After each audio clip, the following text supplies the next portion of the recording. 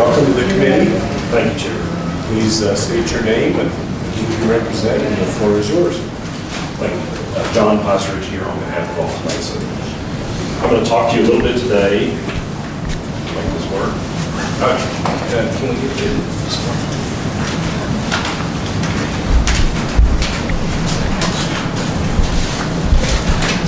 Oh, it's on PDF. It's on. Yeah, that's fine.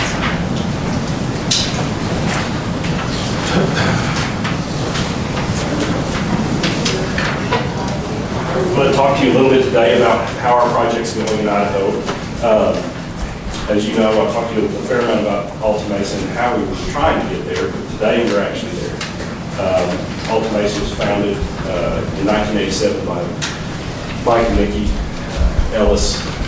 We have about 220 employees, scientists, professionals of different kinds. And we've been applying cutting-edge technology to develop Fruitland resources that we found here in Idaho. You've heard me talk about 3D seismic and other things like that. We've gotten to the point where we are now able to develop. Go with the next one. The oil and gas industry has been around in Idaho for a long time. Looking at the photo here, in 1907, they actually drilled a well called Payette Gusher out in Payette, and ever since then, people have been looking and trying to figure out how to do it.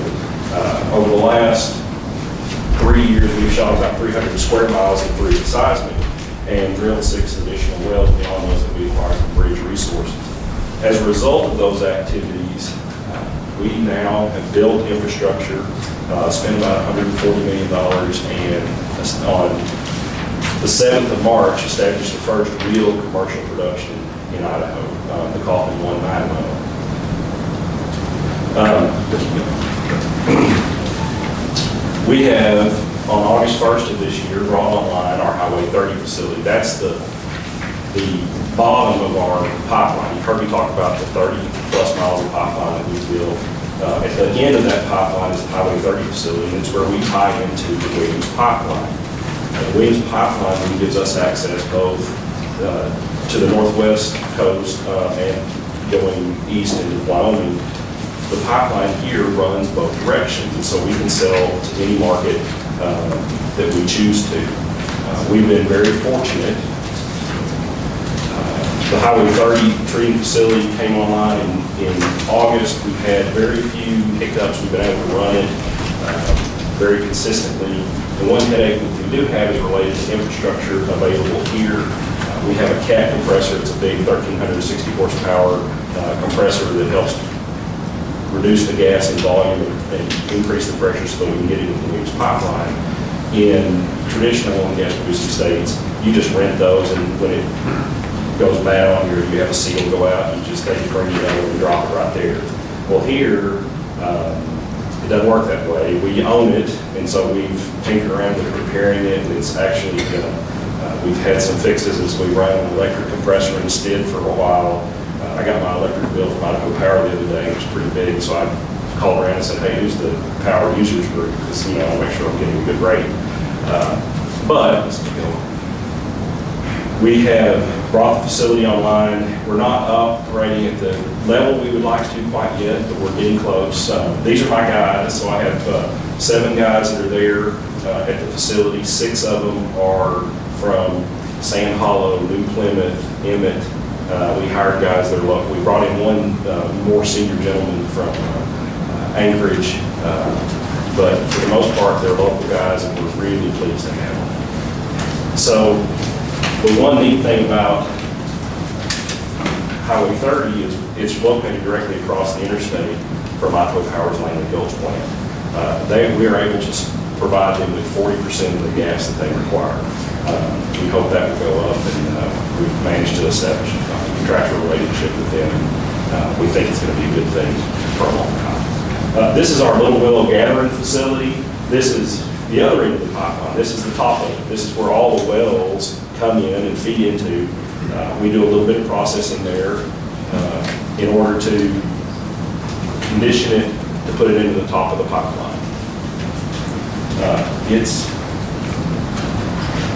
Pretty simple. We heat it up, take as much water off of it as we can, and then send it down. You can see we've got some tanks in the background there where we can hold water or whatever condensate as needed.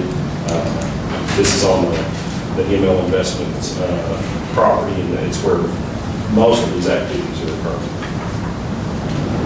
We have partnered with folks from Camp Louisiana. You may know them. They're an oil and gas jobber in Fruitland in Ontario, Oregon.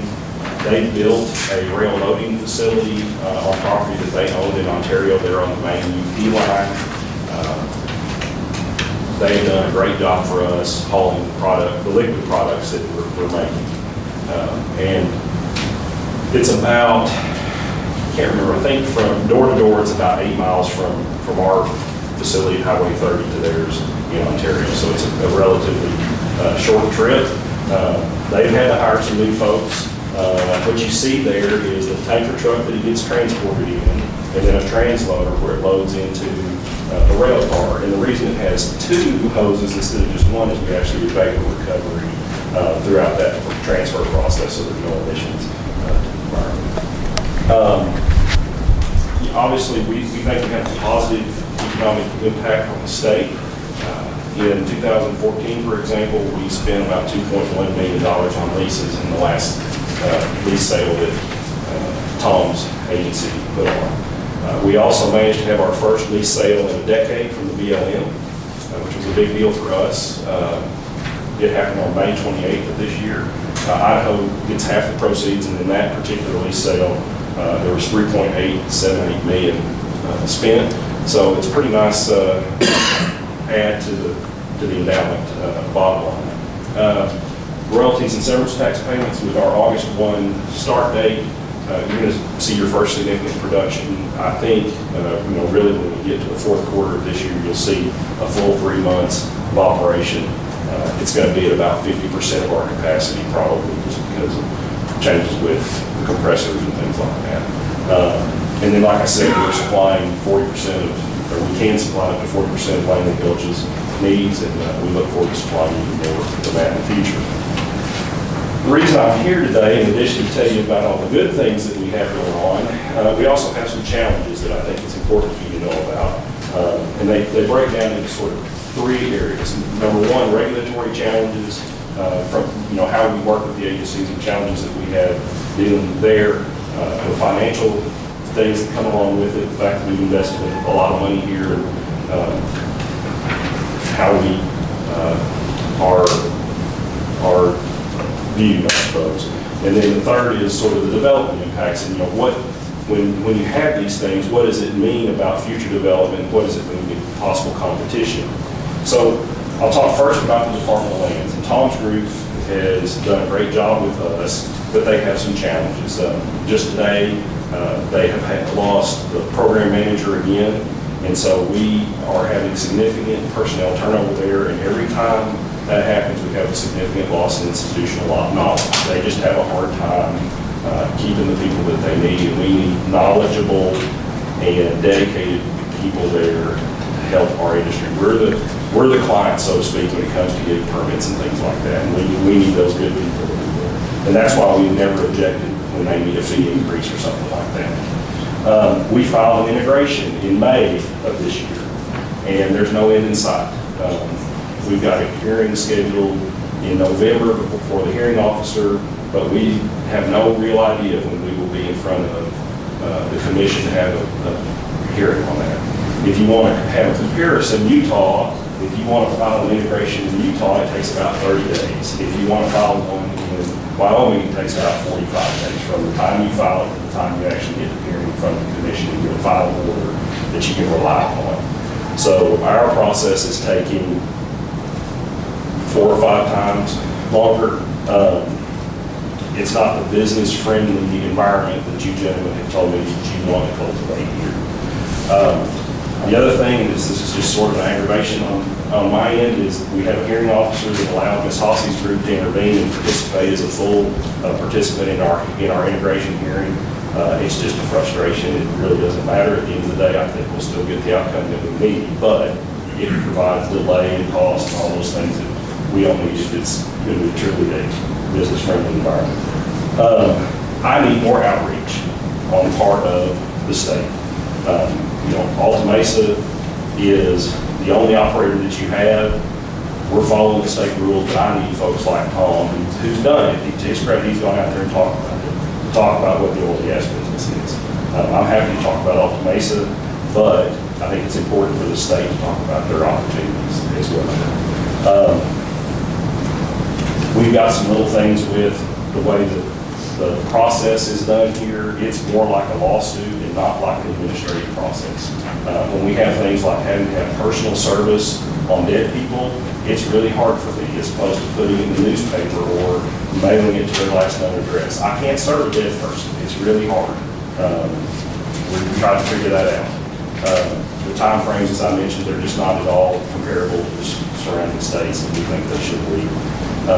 The last thing is the state has had not only turnover in their technical people, but also in their legal staff. And we had a young man who did work hard and gotten up to speed.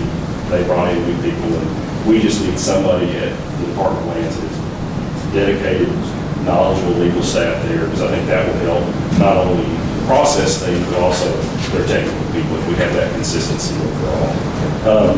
Talk a little bit about the Department of Environmental Quality.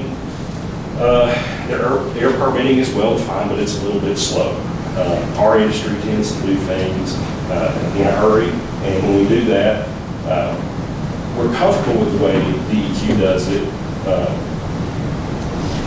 They have very well-defined programs, but when it's something I can do in someplace like Wyoming or Montana by filing a registration, here it's taken me 6 months to go through the full permitting process. It's just a little different. It's making it not competitive.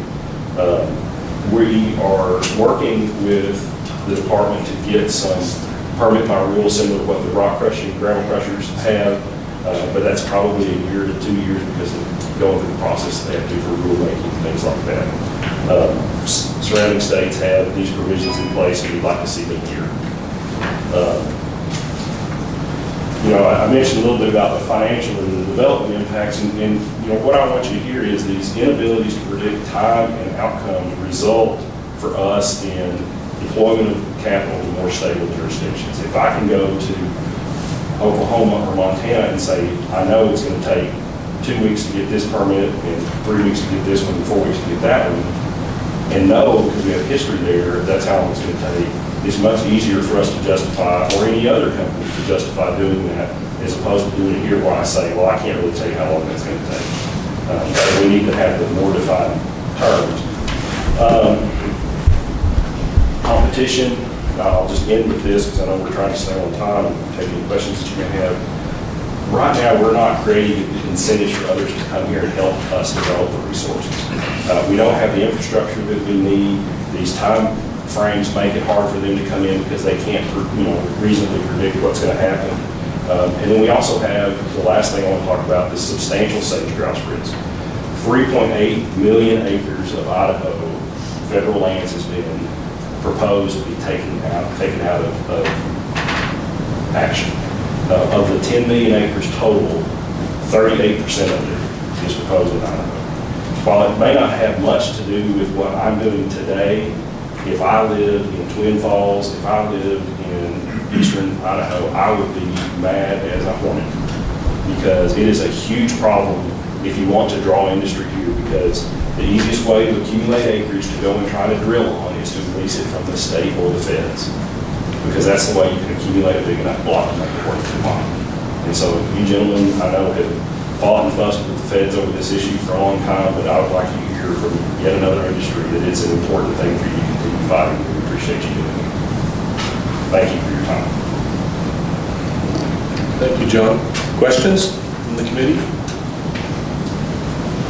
Thank you, sir. Thank you. Appreciate you coming, John. Appreciate your presentations. And that brings us ahead of schedule for lunch. So, in the words of Senator Sitaway, hallelujah, brother. So we'll be at recess until 1:30.